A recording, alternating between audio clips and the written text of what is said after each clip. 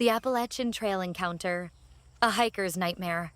Phil had spent years hiking alone, documenting his outdoor adventures on his YouTube channel, Hick Slam. He had traversed countless trails, camped in the most remote areas, and faced unpredictable weather. But nothing could have prepared him for what he would encounter on a seemingly ordinary overnight hike in November 2021. What started as another peaceful trek into the woods soon spiraled into a night of terror, leaving Phil questioning who or what was out there with him in the wilderness. The beginning of something strange. It was the night before Thanksgiving. The air was sharp with cold, the trees stood silent, and the only sound was the rhythmic crunch of Phil's boots against the forest floor as he made his way along the Appalachian Trail near his home in Virginia. Everything felt calm, undisturbed, normal, at first. About 30 minutes into his hike, something odd caught his eye. Trash littered the side of the trail. Unusual, but not entirely unheard of. Yet as he got closer, he realized this wasn't just any garbage. The items, plastic containers, scraps of paper, had something written on them. Scrawled in frantic, erratic handwriting were song lyrics, snippets of poems, strange and disjointed phrases. The words were desperate, messy, like they had been scribbled in some kind of frenzy. A chill ran through him. Why would someone take the time to write on these objects, only to discard them deep in the woods? As he continued walking, the bizarre notes became more frequent. Some spoke of government conspiracies, secret agents, and cryptic warnings. Others were deeply personal, almost like diary entries from a mind unraveling. Each one was fresh. No sign of weather damage, no dampness from the elements. Someone had left them recently. Then, his flashlight beam swept over something that made his breath hitch. A dead duck. It lay motionless, its feathers still intact, its body limp but not yet decomposed. A sickening realization settled over him. The duck had been placed there. On purpose, right next to one of the notes. Phil's instincts screamed at him to turn back. Something wasn't right. But he pressed on, documenting the eerie discovery for his viewers, hoping, perhaps foolishly, that there was some kind of rational explanation.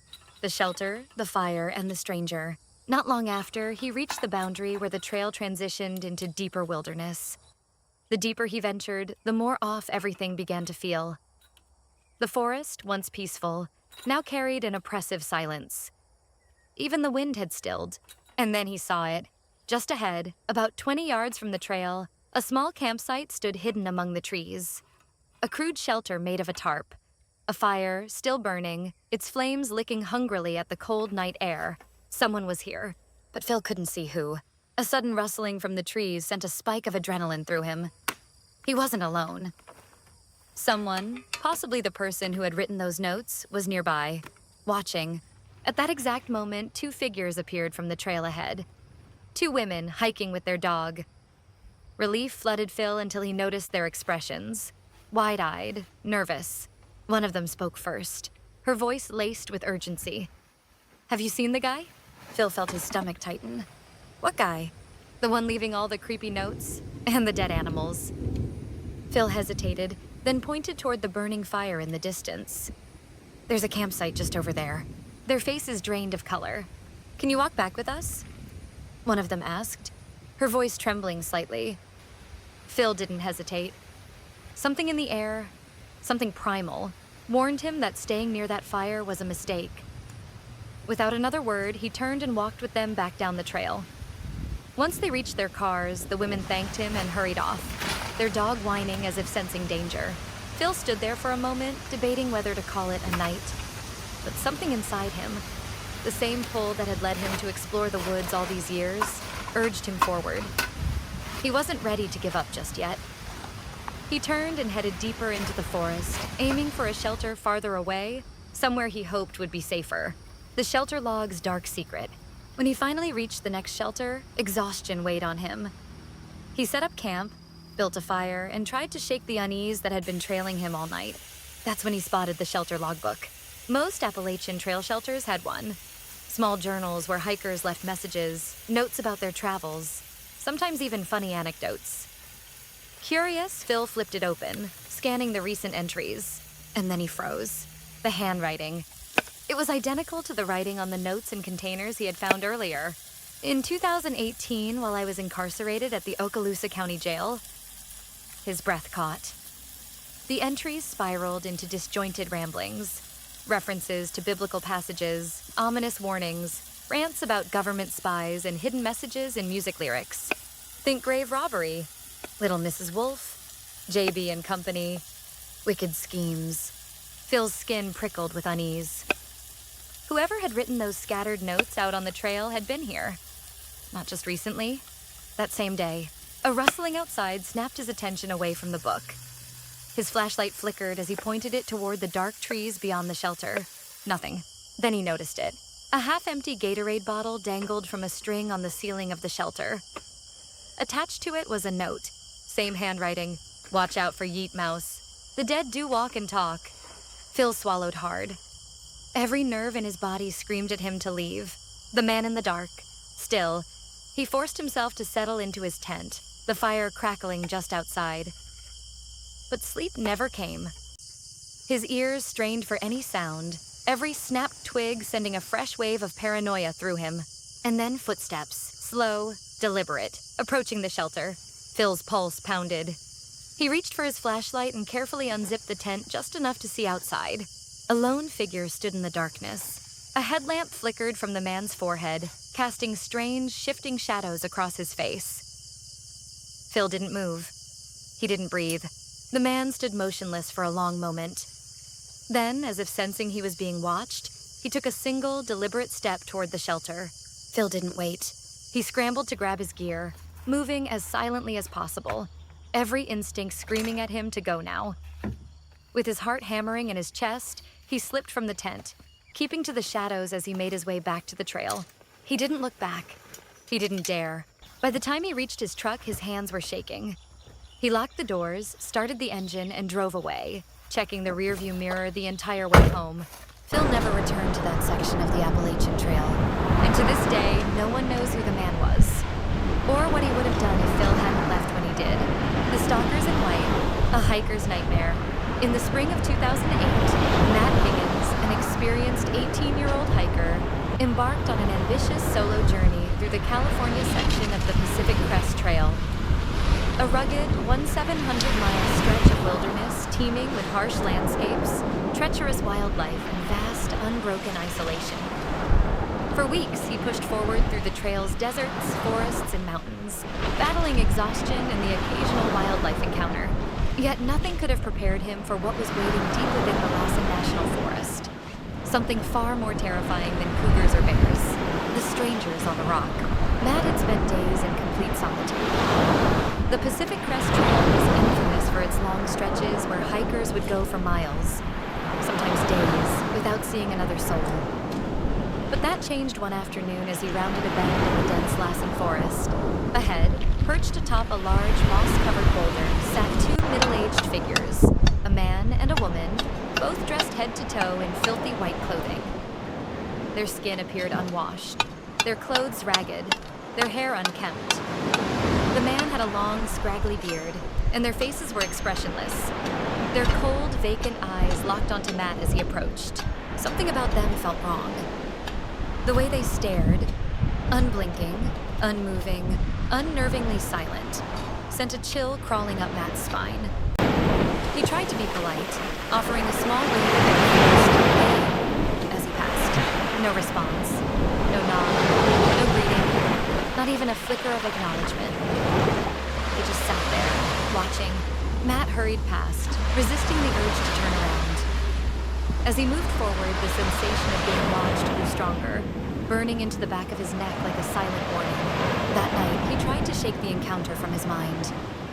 After all, weird people exist everywhere, especially in the wilderness. But something about them, about their unwavering silence, felt deeply unnatural. A midnight visit. That evening, as the sun set, Matt veered several hundred feet off the main trail into the dense trees to set up camp. He cooked a small meal and, following bear safety protocols, tied his food in a waterproof bag and suspended it high in a tree before retreating into his tent.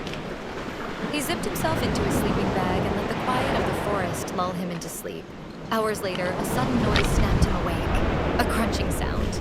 The unmistakable snap of a stick breaking right outside his tent. His breath caught in his throat.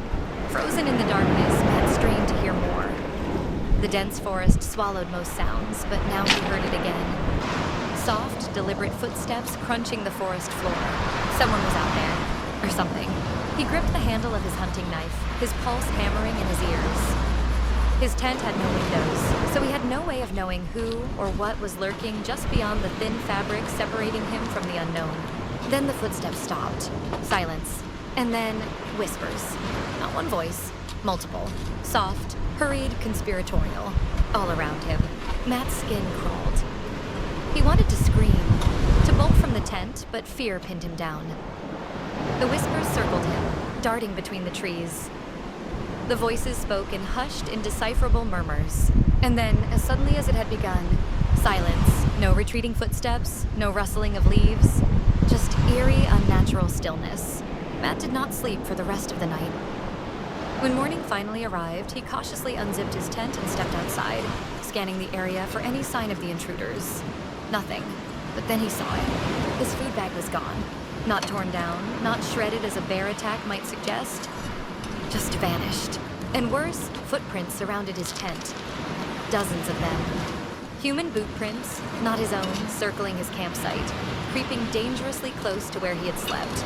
They had been right outside his tent, watching, listening, waiting. The shadows that followed. Matt ran.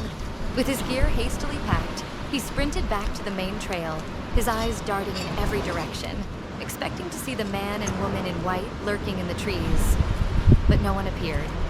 He hiked faster, pushing himself harder than ever before, desperate to put distance between himself and whatever had been in his campsite. For 3 days, he saw nothing. No mysterious figures, no signs of being followed. He convinced himself it was over. Maybe they just wanted food. Maybe they weren't interested in him at all.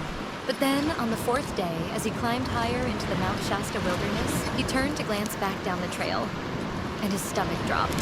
Far in the distance, 2 white figures were slowly making their way along the same path. The people in white were still following him. The final night. That night, Matt ran until his legs ached. His lungs burned, and the world became a blur of darkness.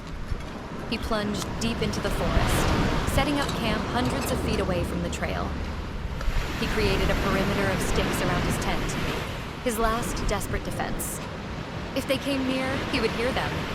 Hours later, snap, a twig broken underfoot, then another, and then the whispers. They were back, but this time a beam of light flickered on, illuminating his tent like a spotlight.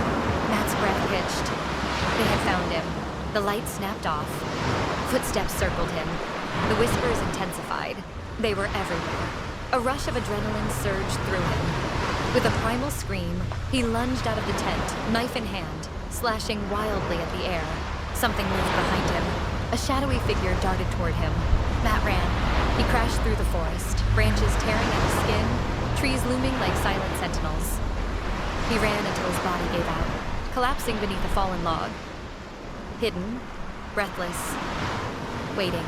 Moments later, a beam of light cut through the darkness. It hovered, swept side to side. They were searching for him, but they never found him. The escape. By dawn, Matt staggered back to civilization. He reported the stalkers in white to authorities, but no leads surfaced. No arrests. Matt never learned who they were, how they tracked him, or what they wanted. All he knew was this. They never spoke. They never stopped. And they never should have found him. But they did, and they could again.